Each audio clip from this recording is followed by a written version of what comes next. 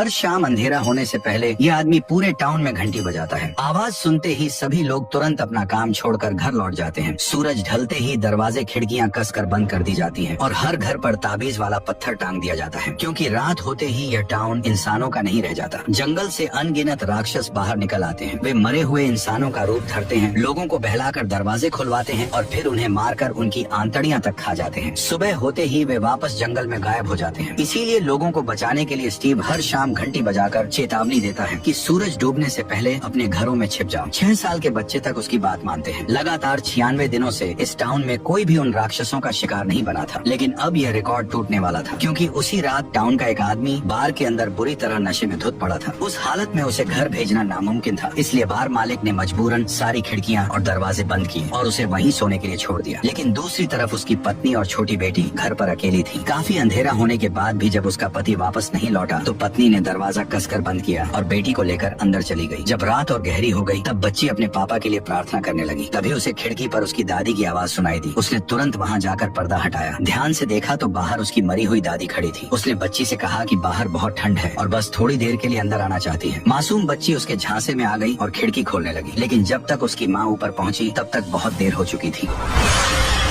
अगली सुबह जब वो शराबी घर लौटा तो उसने देखा कि उसके घर के बाहर पूरे टाउन के लोग जमा हैं। वह कुछ पूछता उससे पहले ही स्टीव ने उसे एक जोरदार थप्पड़ जड़ दिया, क्योंकि यह पहली बार नहीं था। स्टीव उसे कई बार समझा चुका था कि जिन घरों में बच्चे हों उन घरों की खिड़कियां हमेशा कीलों से बंद रखनी चाहिए, क्योंकि इस टाउन में बच्चे सबसे जल्दी उन राक्षसों के बहकावे में आ जाते हैं। लेकिन उसने हर बार इस बात को नजरअंदाज किया और उसी एक लापरवाही की वजह से पिछली रात उसकी पूरी फैमिली राक्षसों की भेंट चढ़ गई। जब उसने जमीन पर पड़े अपनी पत्नी और बेटी के चिथड़े देखे तो वह वहीं घुटनों के बल गिर पड़ा और फूट फूट कर रोने लगा। लेकिन अब पछतावे का कोई फायदा नहीं था। स्टीव इस बात से और भड़का हुआ था कि उसने सिर्फ अपना परिवार नहीं मरवाया था, बल्कि पूरे टाउन को खतरे में डाल दिया था, क्योंकि इस जगह एक खौफनाक नियम था। जब भी यहाँ कोई मरता था तो उसकी जगह कोई नया इंसान इस टाउन में आकर फंस जाता था। और सच में हुआ भी वही। जिस दिन उस औरत और बच्ची का अंतिम संस्कार हो रहा था उसी दिन एक गाड़ी इस टाउन में आ पहुंची। नए लोग इतनी जल्दी आ गए, ये देखकर सभी हैरान रह गए। स्टीव ने तुरंत सबको चुप रहने का इशारा किया और खुद उस परिवार से पूछताछ करने लगा। जब उसे पता चला कि वे रास्ता भटक कर यहाँ पहुँचे हैं तो उसने बिना कुछ कहे आगे बढ़ने का इशारा कर दिया। लेकिन असली खेल तो अब शुरू हुआ था। कुछ ही देर में वो आदमी गाड़ी लेकर आगे निकल पड़ा। शुरुआत में उसे लगा कि अब वे जल्द ही इस जगह से निकल जाएंगे, मगर थोड़ी दूर जाते ही उसके होश उड़ गए, क्योंकि घूमते घूमते वे फिर उसी टाउन में वापस पहुँच चुके थे। पहले उसे लगा शायद उसने गलत मोड़ ले लिया है, इसलिए इस बार वे दूसरी दिशा से निकलने लगे। लेकिन फिर भी वे दोबारा उसी टाउन में आ पहुँचे। फिर उसने तीसरा रास्ता लिया, मगर इस बार भी सड़क उसे घुमाकर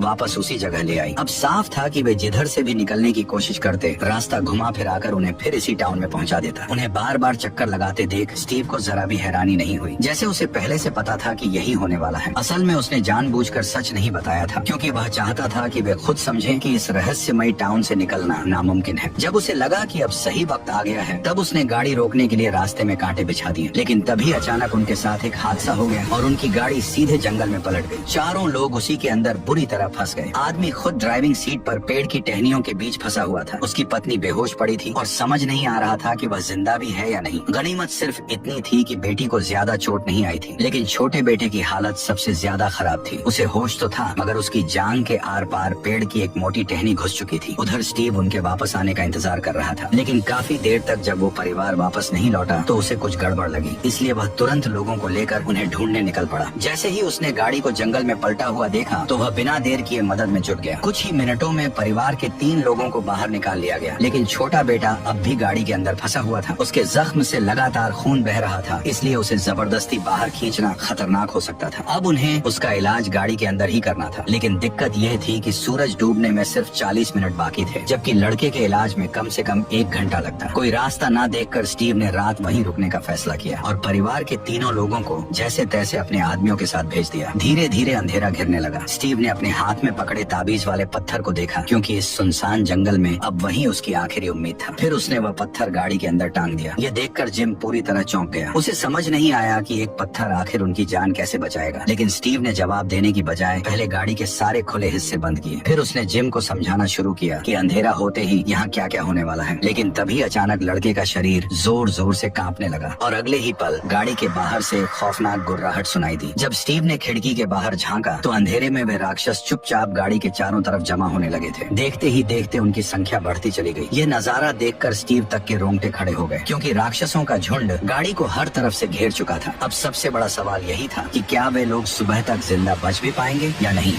स्टीव को अब भी उस ताबीज वाले पत्थर पर भरोसा था, क्योंकि फिलहाल वही एक चीज थी जो उन राक्षसों को गाड़ी के अंदर आने से रोक रही थी। तभी अचानक बाहर से किसी के चिल्लाने की आवाज गूंज उठी। ऐसा लग रहा था जैसे कोई मदद के लिए पुकार रहा हो, लेकिन स्टीव तुरंत समझ गया कि यह राक्षसों का नया जाल है। वे इंसानों को बहकाकर खुद ही दरवाजा खुलवाना चाहते हैं। स्टीव तो उनकी चाल में नहीं आया, मगर जिम इस टाउन में नया था। उसे लगा कि शायद कोई रेस्क्यू टीम उन्हें बचाने आ गई है। बस यही सोचकर वह तुरंत दरवाजा खोलने के लिए बढ़ा, लेकिन स्टीव ने फौरन उसे गले से पकड़कर रोक लिया। उसने जिम की आंखों में देखते हुए कहा कि बाहर खड़े लोग इंसान नहीं हैं, वे खूंखार राक्षस हैं जो इंसानों के शरीर को चीरकर उनके अंदरूनी अंग तक खा जाते हैं। और अगर जिम सच में अपने बेटे को जिंदा देखना चाहता है तो उसे किसी भी हालत में सुबह होने तक गाड़ी के अंदर ही रहना होगा, क्योंकि सूरज निकलते ही वे सभी राक्षस खुद ब खुद गायब हो जाएंगे। ये सुनने के बाद जिम आखिरकार शांत हो गया, लेकिन उसे क्या पता था कि दूसरी तरफ रेस्क्यू टीम के साथ लौट रही उसकी फैमिली भी बड़ी मुसीबत में फंस चुकी थी। दरअसल रास्ते में उनकी गाड़ी अचानक पंचर हो गई और मजबूरी में सबको पैदल ही सेफ हाउस तक लौटना पड़ा। लेकिन अब रात हो चुकी थी और इस अंधेरे में बाहर हर तरफ वही खूंखार राक्षस घूम रहे थे। जैसे ही सेफ हाउस में मौजूद लोगों ने उन्हें बाहर भटकते देखा, उन्होंने बिना एक सेकंड गवाए अलार्म बजा दिया। एक ही पल में पूरा घर सतर्क हो गया। बाहर खड़े लोग चाहे जितना दरवाजा पीटते रहे, लेकिन अंदर किसी ने दरवाजा नहीं खोला, क्योंकि रात में कौन इंसान है और कौन राक्षस ये कोई नहीं जानता था। लेकिन उन्हें क्या पता था कि असली राक्षस तो चुपचाप सामने आ चुके थे। अचानक उनमें से एक राक्षस जूली से बात करने लगा। वह बार बार उसका नाम पुकार रहा था, मानो वह उसे पहले से जानता हो। ये देखकर जूली की आंखें तुरंत सुन्न पड़ गईं। इससे साफ था कि वह राक्षस की चाल में फंस चुकी है। गनीमत रही कि डिप्टी शेरिफ ने वक्त रहते लड़के पर गोली चला दी, लेकिन गोली लगने के बाद भी उसे कुछ नहीं हुआ। जब सबकी जान पर बन आई, तभी लीडर ने गंजे आदमी को तुरंत दरवाजा खोलने को कहा और इस तरह उन सबकी जान बच गई। लेकिन अंदर घुसते ही जूली और उसकी माँ को बांध दिया गया, क्योंकि यहाँ हर नए आने वाले के साथ यही किया जाता था, ताकि कोई राक्षस उनका चेहरा धरकर अंदर घुस न पाए। कुछ ही देर में माँ और बेटी को अलग अलग कमरों में बंद कर दिया गया। तभी लीडर ने जूली की माँ को समझाया कि डरने की जरूरत नहीं है। यहाँ मौजूद हर इंसान किसी न किसी हादसे की वजह से इस टाउन में फंसा है, और तुम लोग तो फिर भी खुशनसीब हो, क्योंकि कई लोग ऐसे भी थे जो आधी रात में इस टाउन में आ फंसे थे और कुछ समझने से पहले ही वे उन राक्षसों का खाना बन गए। लेकिन इस वक्त औरत को अपनी फिक्र नहीं थी, बल्कि उसे गाड़ी में फंसे उसके पति और बेटे की चिंता थी। उधर गाड़ी के बाहर अभी भी राक्षसों की चीख पुकारें रुक नहीं रही थी। कुछ तो धीरे धीरे गाड़ी की छत पर भी चढ़ चुके थे। ऐसे में स्टीव ने सबको शांत रहने को कहा। उसने भरोसा दिलाया कि जब तक ताबीज वाला पत्थर अपनी जगह पर टंगा है, तब तक कोई भी राक्षस गाड़ी के अंदर कदम नहीं रख सकता। और सच में कुछ ही देर बाद बाहर का सारा शोर थम गया और चारों तरफ खामोशी फैल गई। ऐसा लगा मानो खतरा फिलहाल टल चुका है, लेकिन असली मुसीबत तो अभी बाकी थी। अचानक आधी रात को जिम उठा और उसने अनजाने में ताबीज वाला पत्थर नीचे उतार लिया। डॉक्टर ने यह देखते ही उसे तुरंत रोकना चाहा, लेकिन तब तक बहुत देर हो चुकी थी।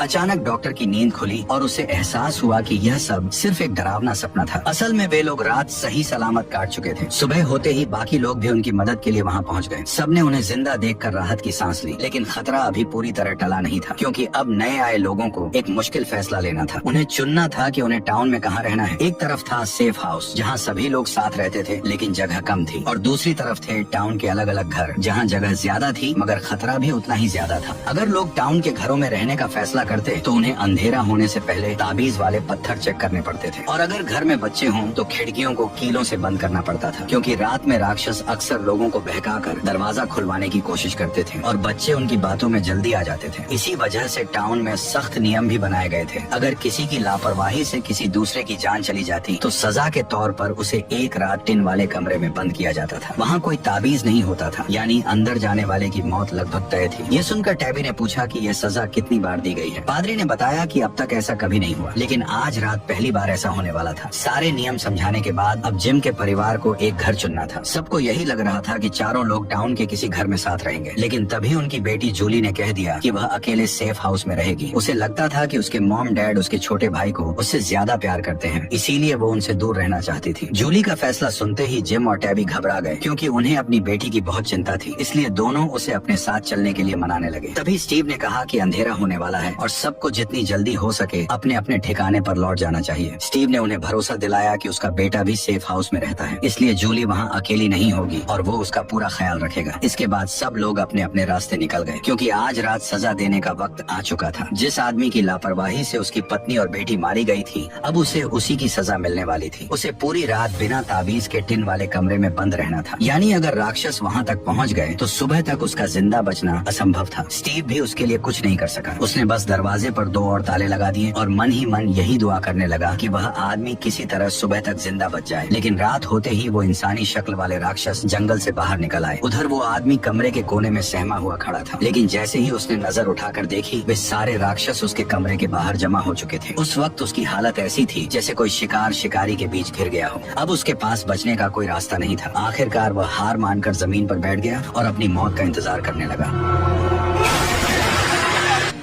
अगली सुबह जब स्टीव उस टिन वाले कमरे तक पहुंचा तो अंदर का नजारा देखकर उसके होश उड़ गए। उन खूंखार राक्षसों ने उस आदमी के शरीर को बुरी तरह चीर फाड़ डाला था। लेकिन ये भयानक नजारा देखने के बाद भी स्टीव जरा भी नहीं घबराया, क्योंकि वह ऐसे खौफनाक मंजर पहले भी देख चुका था। मगर इस घटना के बाद भी मौत का ये सिलसिला रुका नहीं। इस बार मामला सीधे रेस्टोरेंट तक जा पहुंचा। जिम का परिवार अभी अभी इस टाउन में आया था, इसलिए स्टीव उन्हें रात के नियम समझा ही रहा था कि तभी अचानक सारा की बांह अजीब तरह से फूलने लगी और अगले ही पल उसके हाथ पर डरावने अक्षरों में किल द बॉय उभर आया। साफ था कि इसका कनेक्शन किसी न किसी तरह जिम के बेटे से जुड़ा हुआ था। लेकिन इससे पहले कि वो कुछ समझ पाती, उसका पूरा शरीर जोर जोर से कांपने लगा और अगले ही पल वह जमीन पर तड़पने लगी। लेकिन डरावनी घटनाएं यहीं पर खत्म नहीं हुई, क्योंकि उसी वक्त सेफ हाउस की तरफ कुछ ऐसा हो रहा था जो इससे भी ज्यादा भयानक था। एक आदमी लगातार जमीन में गहरा गड्ढा खोद रहा था, मानो वह पहले से ही किसी की कब्र तैयार कर रहा हो। जब लीडर ने उससे पूछा कि वो आखिर ऐसा क्यों कर रहा है, तो उसने जवाब दिया कि जल्द ही यहाँ और भी मौतें होने वाली हैं। विक्टर की यह बात सुनते ही लीडर के होश उड़ गए। थोड़ी देर बाद विक्टर सीधे ईथन के पास पहुंच गया। दोनों पहले कभी नहीं मिले थे, फिर भी उनके बीच एक अजीब सा कनेक्शन था, क्योंकि वे दोनों उस रहस्यमयी सफेद कपड़ों वाले लड़के को देख सकते थे जो बाकी किसी इंसान को दिखाई नहीं देता था। विक्टर को वह बचपन से दिखता आया था और कई बार उसकी जान भी बचा चुका था, लेकिन फिर वह अचानक गायब हो गया। अब वही लड़का ईथन को दिख रहा था और इसका मतलब साफ था कि कोई बड़ी मुसीबत आने वाली है। यही सोचकर विक्टर ने तय किया कि उसे इस राज की तह तक जाना होगा। और जैसा उसने सोचा था, जंगल में पहुंचते ही उसे वह लड़का फिर से दिखाई दे गया, लेकिन अगले ही पल वो फिर गायब हो गया। विक्टर को लगा कि शायद वह पास के किसी पेड़ के खोखल में छिपा है, क्योंकि उस इलाके में ऐसे कई पेड़ थे और कोई नहीं जानता था कि उसके अंदर का रास्ता कहाँ जाता है। तभी विक्टर ने जमीन से एक पत्थर उठाया, उस पर मुस्कुराता हुआ चेहरा बनाया और ईथन के सामने ही उसे उस पेड़ के खोखल में फेंक दिया। लेकिन अगले ही पल न जाने कैसे वो पत्थर वापस उनके पास आ गिरा। ये देखकर विक्टर खुद भी चौंक गया। उसने बताया कि उसने पहले भी ऐसे कई पेड़ देखे थे, लेकिन ऐसा रहस्यमयी पेड़ उसे पहले कभी नहीं देखा। इतना कहते ही उसके सिर में तेज दर्द होने लगा और उसे अचानक किसी बड़े खतरे का एहसास हो गया। उधर दूसरी तरफ जिम और उसकी पत्नी को पता चला कि उनका बेटा गायब है। दोनों घबराकर उसे ढूंढने जंगल की तरफ भागे, लेकिन वहाँ पहुँचते ही उन्हें जंगली कुत्तों के एक झुंड ने घेर लिया। हमला बस होने ही वाला था कि तभी अचानक दरअसल वो गोली विक्टर ने चलाई थी ताकि सही समय पर उन दोनों की जान बचाई जा सके। तभी जिम और उसकी पत्नी की नजर ईथन पर पड़ी जो विक्टर के साथ था। उसे सही सलामत देखकर दोनों ने राहत की सांस ली। एक पल के लिए उन्हें लगा कि शायद खतरा टल चुका है, लेकिन उन्हें जरा भी अंदाजा नहीं था कि असली मुसीबत तो अभी आने वाली है। उधर सारा अब होश में आ चुकी थी, लेकिन डर के मारे उसने डॉक्टर को अपने शरीर पर उभरे उन अजीब निशानों के बारे में कुछ नहीं बताया। लेकिन यही चुप्पी उसकी सबसे बड़ी गलती बन गई, क्योंकि उसी डर की वजह से राक्षसों ने एक बार फिर उसके दिमाग पर कब्जा कर लिया। रात होते ही सारा चुपके से एक मरीज के पास पहुंची और बिना एक पल गवाए एक नुकीली चीज सीधे उसकी गर्दन में घोंप दी। इसके बाद वह अपने आप से बातें करने लगी, मानो किसी अदृश्य राक्षस से कोई सौदा कर रही हो। थोड़ी देर बाद जब नर्स वार्ड चेक करने आई तो मरीज की लाश देखकर उसके होश उड़ गए। वह डर के मारे भागने लगी, लेकिन मुड़ते ही उसने देखा कि मेन डोर खुला हुआ था और वे खौफनाक राक्षस बड़े आराम से अंदर चले आ रहे थे। अगली सुबह जब डिप्टी शेरिफ अपनी टीम के साथ वहाँ पहुँचा तो उसने देखा कि ताबीज वाला पत्थर जमीन पर गिरा पड़ा था। पूरा कमरा इंसानी लाशों से भरा हुआ था और वह नर्स भी उन राक्षसों का शिकार बन चुकी थी। लेकिन किसी ने सपने में भी नहीं सोचा था कि इस सब के पीछे कोई और नहीं बल्कि सारा ही थी। उधर दूसरी तरफ सारा चुपचाप ईथन के घर के बाहर पहुंच चुकी थी। उसे यकीन था कि अगर वह ईथन को मार दे तो वह शैतान से किया अपना सौदा पूरा कर लेगी और बदले में उसे इस मनहूस जगह से आजादी मिल जाएगी। कुछ ही देर में वह सीधे ईथन के घर में घुस गई और बड़ी चालाकी से उसे बहला फुसलाकर अपने साथ चलने के लिए मना लिया। लेकिन उसे जरा भी अंदाजा नहीं था कि उसका यही पागलपन उसकी जिंदगी जिंदगी की सबसे बड़ी गलती बनने वाली है। जल्द ही वह ईथन को एक सुनसान फार्म हाउस की तरफ ले आई, क्योंकि उसका प्लान था कि अगर वह ईथन को खुले मैदान में मारेगी तो पूरा इल्जाम रात में निकलने वाले राक्षसों पर डालना आसान होगा। लेकिन जैसे ही वह लड़के पर वार करने वाली थी, उसी वक्त उसका भाई वहाँ पहुँच गया। सारा का ध्यान भटकते ही ईथन ने मौका देखकर तुरंत खुद को छुड़ाया और वहाँ से भाग निकला। उधर उसका भाई सारा को पकड़कर रोकने लगा ताकि वह कोई पागलपन न कर बैठे, लेकिन हाथापाई के दौरान सारा ने गलती से अपने ही भाई का गला काट दिया। सबसे डरावनी बात यह थी कि उसी पल पादरी ने यह सब अपनी आंखों से देख लिया, लेकिन उसने सारा को रोकने की कोशिश नहीं की। वह बस खड़ा होकर उसे घूरता रहा। थोड़ी ही देर में पूरे फार्म पर लोगों की भीड़ जमा हो गई, मगर वहाँ न सारा थी और न ही पादरी। जमीन पर सिर्फ एक लाश पड़ी थी, जिसे देखकर पूरे टाउन में दहशत फैल गई, क्योंकि हर कोई जानता था कि राक्षस दिन में हमला नहीं करते। तो फिर आखिर यह खून किया किसने? सबसे अजीब बात यह थी कि पादरी ने सारा को देखा था, लेकिन फिर भी उसने जानबूझकर उसका नाम छिपा लिया। यानी इसका मतलब साफ था कि कुछ न कुछ गड़बड़ जरूर है। भीड़ को शांत करने के लिए उसने कहा कि उसने सारा को जंगल की तरफ भागते देखा था और मुमकिन है कि इस सब के पीछे उसी का हाथ हो। ये सुनते ही स्टीव ने भरोसा दिलाया कि सारा जैसे ही वापस आएगी तो वो तुरंत उसे हिरासत में ले लेगा। स्टीव की बातें सुनकर लोग कुछ हद तक शांत हो गए और धीरे धीरे वहाँ से चले गए, लेकिन किसी को जरा भी अंदाजा नहीं था कि चर्च के नीचे बने तहखाने में वही भागी हुई सारा कैद थी। असल में टाउन के नियमों के मुताबिक सारा को भी टिन वाले कमरे में बंद करके सजा दी जानी चाहिए थी, लेकिन पादरी ने उसे वहाँ भेजने के बजाय चुपचाप किडनैप कर लिया, क्योंकि उसका मकसद सारा को बचाना नहीं बल्कि इस मनहूस जगह से निकलने का रास्ता ढूंढना था। उसे पता था कि सारा राक्षसों से बात कर सकती है और शायद वही उसे बाहर निकलने का रास्ता बता सकती है। जब सारा को समझ आया कि पादरी बहुत कुछ जान चुका है तो उसने एक बड़ा राज खोल दिया। उसके मुताबिक अगर वे राक्षसों की शर्त मान लें तो टाउन के लोग जिंदा बाहर निकल सकते हैं। ये सुनकर पादरी के होश उड़ गए। इससे पहले कि वह कुछ और पूछ पाता, अचानक सारा का शरीर जोर जोर से कांपने लगा। उसने घबराकर पादरी से कागज और पेन मांगा। कुछ ही पलों में उसने एक अजीब सी ड्राइंग बना डाली, मगर जब पादरी ने उस कागज पर बने निशान देखे तो उसके पैरों तले जमीन खिसक गई। ड्राइंग को देखते ही उसे कुछ याद आया और वह बिना देर किए सीधे उस जगह पहुंचा जहां उसने सालों पहले एक थैला दफनाया था। मिट्टी खोदने पर उसे वो थैला सचमुच उसी जगह दबा हुआ मिला, जिसके अंदर एक खून से सना हुआ कपड़ा छिपा था। और सबसे चौंकाने वाली बात ये थी कि सारा ने जो अजीब सा निशान बनाया था वह उसी स्नैक रैपर से मैच कर रहा था जो बैग में मिला था। अब बात धीरे धीरे साफ होने लगी थी। दरअसल इस टाउन में आने वाला हर इंसान अपने साथ कोई न कोई ऐसा राज लेकर आया था जो इस रहस्यमयी जगह से जुड़ा हुआ था। जब पादरी इन्हीं सवालों में उलझा हुआ था तभी इस खौफनाक टाउन में एक नया आदमी आ पहुंचा, लेकिन किसी को अंदाजा तक नहीं था कि उसकी एंट्री के साथ ही पूरी कहानी एक खतरनाक मोड़ लेने वाली है। असल में वो आदमी रास्ते में ही कार के अंदर सो गया था, लेकिन जैसे ही उसकी आंख खुली तब उसने देखा कि ड्राइवर गायब है। वह कुछ समझ पाता उससे पहले ही स्टीव वहां आ पहुंचा और बिना एक शब्द बोले उसे गाड़ी से हथकड़ी लगाकर बांध दिया। बेचारे को अब तक अंदाजा भी नहीं था कि वह किस खौफनाक जगह आ फंसा है। कुछ ही देर बाद उसे सीधे सेफ हाउस ले जाया गया, लेकिन वहाँ के लोग भी कम अजीब नहीं थे। उन्होंने बिना देर किए उसे बांध दिया। दरअसल इस टाउन का एक बेहद सख्त नियम था, जो भी नया इंसान यहाँ पहुँचता था उसे पहली रात बाकी लोगों से अलग बंद करके रखा जाता था, क्योंकि इस जगह पर पहली रात को सबसे खतरनाक माना जाता था। सुबह होते ही लीडर ने उसे अपने पास बैठाया और इस टाउन के खौफनाक राज बताने शुरू कर दिए। उसने कहा कि जैसे ही सूरज ढलता है जंगल से खतरनाक राक्षस बाहर निकल आते हैं और फिर वे पूरी रात इंसानों का शिकार करते हैं जब तक कि अगली सुबह न हो जाए। सबको लगा था कि यह सुनकर वह आदमी बुरी तरह डर जाएगा, लेकिन उल्टा वह हंसने लगा। दरअसल वह आदमी जिसका नाम जेड था, इसे उसकी ट्रैवल कंपनी का बनाया हुआ कोई सर्वाइवल गेम समझ रहा था। उसे लग रहा था कि अगर वह यह गेम जीत गया तो उसे कोई बड़ा इनाम मिलेगा। इसी लालच में उसने उसी दिन सुराग तलाशने शुरू कर दिए। कुछ देर बाद वह एक पुराने तहखाने तक पहुंच गया और उसे लगा कि शायद बाहर निकलने का रास्ता यहीं छिपा है, लेकिन जैसे ही वह अंदर गया उसे दरवाजे के पीछे एक लाश पड़ी हुई दिखी।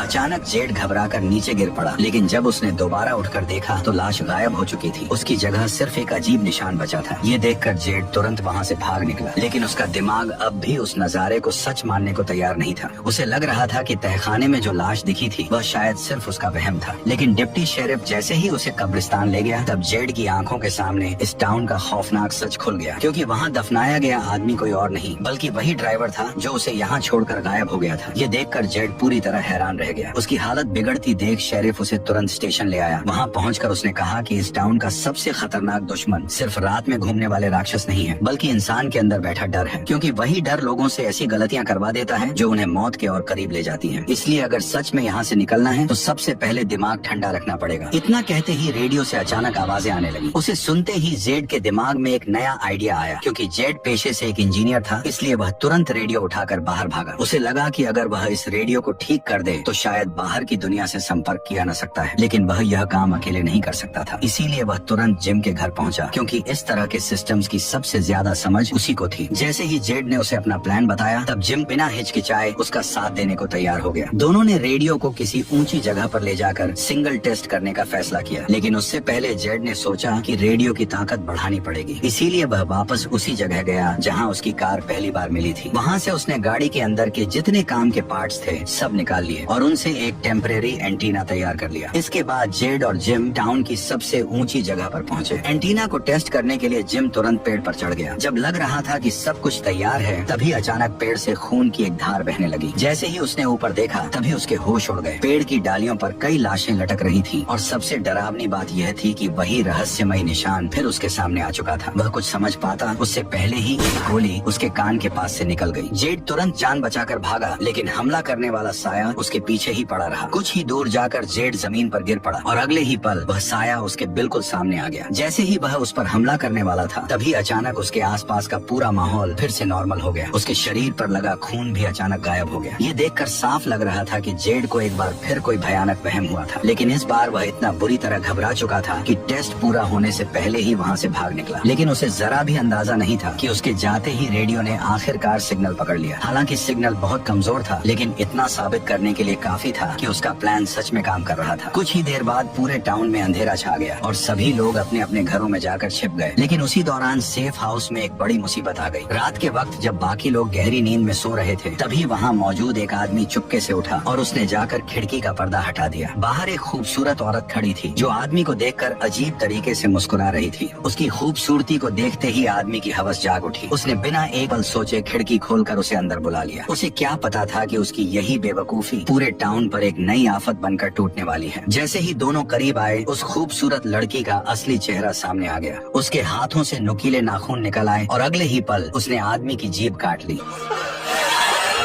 आदमी को मारने के बाद भी वह वहीं नहीं रुकी। वह फिर से इंसानी शक्ल में लौट आई, लेकिन अगला शिकार ढूंढने के बजाय उसने एक एक करके घर के सारे दरवाजे और खिड़कियां खोल दिए, ताकि बाकी राक्षस भी आराम से अंदर आ सके। उधर घर के अंदर सोए लोग अभी भी आने वाले खतरे से पूरी तरह बेखबर थे। तभी कमरे के भीतर से एक अजीब सी आवाज आई। आवाज सुनकर मैरी घबराई हुई अंदर देखने गई, लेकिन जैसे ही वह कमरे के पास पहुंची, तभी अचानक दरवाजा पीछे से बंद हो गया। अब साफ था कि वह राक्षसों के जाल में फंस चुकी थी। उधर नीचे लोग अब भी बातों में लगे हुए थे कि तभी खून की एक बूंद सीधे गंजे आदमी पर जा गिरी। वह गाली देने ही वाला था कि तभी उसकी नजर ऊपर खड़े उस भयानक राक्षस पर पड़ी। जैसे ही पता चला कि राक्षस सेफ हाउस में घुस आए हैं, तब पूरे घर में दहशत फैल गई। लोग जान बचाने के लिए इधर उधर भागने लगे, जबकि राक्षस बिना किसी जल्दबाजी के आराम से उनका शिकार कर रहे थे। अब साफ था कि सेफ हाउस भी सुरक्षित नहीं रहा। इसीलिए लीडर ने तुरंत फैसला लिया कि जितने लोग बच सकते हैं उन्हें स्टीव तक पहुंचाया जाए। उधर एलिस अब भी अपने कमरे में सो रहा था। तभी बाहर से अजीब आवाजें आने लगी। जब वह बाहर निकला तो सामने का मंजर देखकर उसके होश उड़ गए। पूरा सेफ हाउस तहस नहस हो चुका था और फर्श पर हर तरफ लाशें बिखरी पड़ी थी। एलिस कुछ समझ पाता उससे पहले ही एक खून से लथपथ राक्षस उसकी तरफ बढ़ने लगा। गनीमत रही कि एलिस ने एक सेकंड भी बर्बाद नहीं किया। उसने तुरंत खिड़की का शीशा तोड़ा और सीधे सेफ हाउस से नीचे छलांग लगा दी, लेकिन जमीन पर गिरते ही उसका एक हाथ टूट गया। हालांकि बेहद तेज दर्द के बावजूद भी वह रुक नहीं सकता था, क्योंकि पीछे कई राक्षस उसकी तरफ बढ़ रहे थे। अपनी दोस्त की मदद से एलिस किसी तरह भागकर एक छोटे से कमरे में छिप गया। अब उनके पास बचने की आखिरी उम्मीद सिर्फ ताबीज वाला पत्थर था, जो शायद उन्हें सुबह तक जिंदा रख सकता था। ठीक उसी वक्त टाउन में मौजूद स्टीव के सामने भी एक बड़ा राज खुल चुका था। दरअसल पादरी ने कबूल कर लिया कि सारा उसी की कैद में है और उसने खुद उसे छिपाकर बंद कर रखा है, क्योंकि सारा ही इकलौती इंसान है जो किसी तरह उन राक्षसों से बात कर सकती है। और हो सकता था कि वही इस मनहूस टाउन से निकलने का रास्ता भी जानती हो। पादरी की बातें सुनकर स्टीव एक पल के लिए पूरी तरह चौंक गया। वो उससे कुछ पूछने ही वाला था कि तभी अचानक बाहर से हॉर्न की आवाज सुनाई दी। जब दोनों दौड़कर बाहर निकले तो उन्होंने देखा कि लीडर कुछ लोगों को लेकर टाउन पहुंच चुकी थी। उनके चेहरे देखकर ही साफ समझ आ गया कि सेफ हाउस में कुछ बहुत बुरा हो चुका है। उन्होंने बिना सवाल जवाब किए फौरन गाड़ी से लोगों को उतारा, लेकिन बाहर गहरा अंधेरा था। पादरी अभी अंदर लौट ही रहा था कि तभी एक राक्षस ने उस पर हमला कर दिया। स्टीव ने तुरंत गोली चलाई और किसी तरह पादरी को घसीटकर घर के अंदर ले आया, लेकिन तब तक बहुत देर हो चुकी थी। उसके शरीर से बहुत ज्यादा खून बह चुका था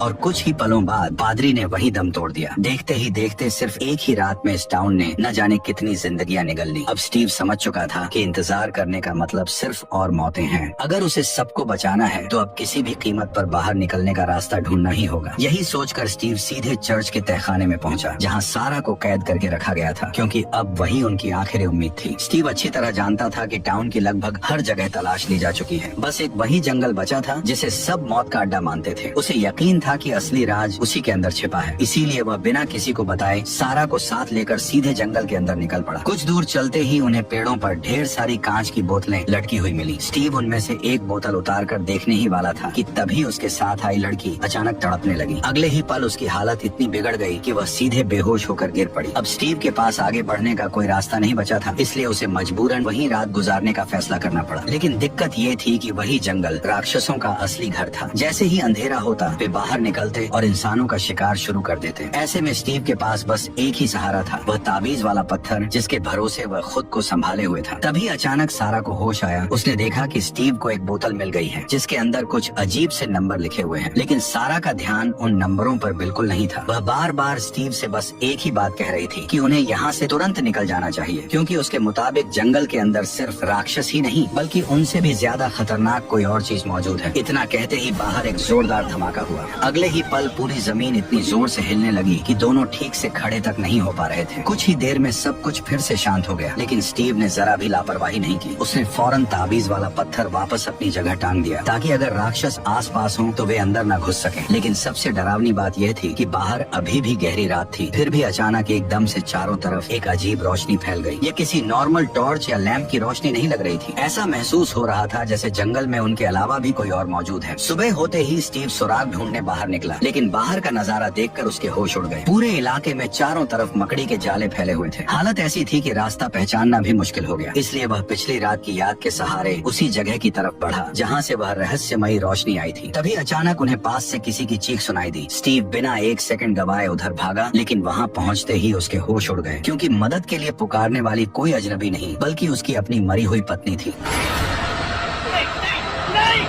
जैसे तैसे स्टीव अपना हाथ छुड़ाकर वहाँ से भाग निकला, लेकिन कुछ ही दूर पहुँचते ही झाड़ियों से ढेरों मकड़ियाँ बाहर निकल आईं। पल भर में वे उस पर टूट पड़ी और कई मकड़ियाँ उसके कपड़ों और शरीर पर चढ़ गईं। वह जैसे तैसे खुद को छुड़ाता रहा, लेकिन तब तक बहुत देर हो चुकी थी, क्योंकि उन मकड़ियों में से एक उसे काट चुकी थी। उधर टाउन में भी लोग खाली नहीं बैठे थे। जेड और बाकी लोगों ने तय किया कि एक ऊंचा टावर बनाकर रेडियो का सिग्नल और दूर तक भेजा जाए, ताकि बाहर की दुनिया से संपर्क हो सके। काफी मेहनत के बाद आखिरकार टावर तैयार हो गया और रेडियो ने सिग्नल पकड़ना भी शुरू कर दिया। लेकिन तभी मौसम अचानक बदलने लगा। आसमान में काले बादल छा गए और तेज हवाएं चलने लगी। अब साफ था कि एक खतरनाक तूफान आने वाला है। वक्त बहुत कम बचा था, इसलिए बाहर की दुनिया से तुरंत संपर्क करना जरूरी था। लेकिन जिम जितनी बार भी रेडियो पर कॉल करने की कोशिश करता, फिर भी उधर से कोई जवाब नहीं मिलता। ऊपर से मौसम भी तेजी से बिगड़ता जा रहा था। अब लगने लगा था कि शायद ये कोशिश भी बेकार जाएगी। लेकिन तभी अचानक रेडियो से आवाजें आने लगी। जिम ने फौरन सामने वाले से मदद मांगी, लेकिन अगले ही पल उसके होश उड़ गए। उसने अपना नाम तक नहीं बताया था, फिर भी रेडियो पर मौजूद शख्स उसका नाम जानता था। उधर जंगल में स्टीव और सारा आखिरकार उस रहस्यमयी रोशनी तक पहुंच चुके थे। दरअसल वो रोशनी एक पुराने लाइट हाउस से आ रही थी। दोनों को लगा कि शायद इसी जगह उनके सारे सवालों का जवाब छिपा है। लेकिन तभी स्टीव के शरीर में फैले जहर ने असर दिखाना शुरू कर दिया। उसकी हालत तेजी से बिगड़ने लगी और वह एक कदम भी आगे बढ़ाने लायक नहीं रहा। मजबूरी में उसने सारा से कहा कि वो उसे यहीं छोड़कर अकेले आगे बढ़ जाए। उसका मानना था कि अगर सारा जिंदा टाउन लौट गई तो बाकी लोगों को इस लाइट हाउस के बारे में बता सकेगी। लेकिन सारा ने उसे छोड़ने से साफ इनकार कर दिया और वहीं कोई दूसरा रास्ता ढूंढने लगी। तभी सारा की नजर एक बार फिर उस सफेद कपड़ों वाले रहस्यमयी लड़के पर पड़ी। इस बार वह पास मौजूद एक खोखले पेड़ की तरफ इशारा कर रहा था, मानो बता रहा हो कि फिलहाल बचने का रास्ता वहीं छिपा है। सारा ने एक पल भी बर्बाद नहीं किया। उसने घायल स्टीव को उठाया और किसी तरह उसे उस पेड़ तक ले गई। लेकिन जैसे ही स्टीव उसके अंदर घुसा, अगले ही पल वह सीधा एक अंधेरी और सुनसान गुफा में जा पहुंचा। कुछ सेकंड तक उसे समझ ही नहीं आया कि आखिर वो है कहाँ। उसने कांपते हाथों से लाइटर जलाया और जैसे ही आसपास नजर दौड़ाई, तब उसका कलेजा बैठ गया। वह अब टाउन के किसी और ही हिस्से में पहुंच चुका था। स्टीव लगातार सारा को आवाज देता रहा, लेकिन वहाँ से कोई जवाब नहीं आया। जब लग रहा था कि अब सब कुछ उसके हाथ से निकल चुका है, तभी अचानक टाउन में लोगों से भरी एक नई बस आ पहुंची। और इसी जबरदस्त सस्पेंस के साथ हमारी कहानी का पार्ट 1 यही खत्म हो गया। अब जो पार्ट 2 होगा वो और भी इंटरेस्टिंग होने वाला है, क्योंकि टाउन में मौजूद कुछ ऐसे खौफनाक राज सामने आएंगे जो वहाँ मौजूद लोगों की रूह कपा देंगे। अगर आपको आगे की कहानी जाननी है तो कमेंट करके जरूर बताना कि क्या मुझे इसका पार्ट 2 लाना चाहिए या नहीं। और बाकी आप समझदार हो। बाय।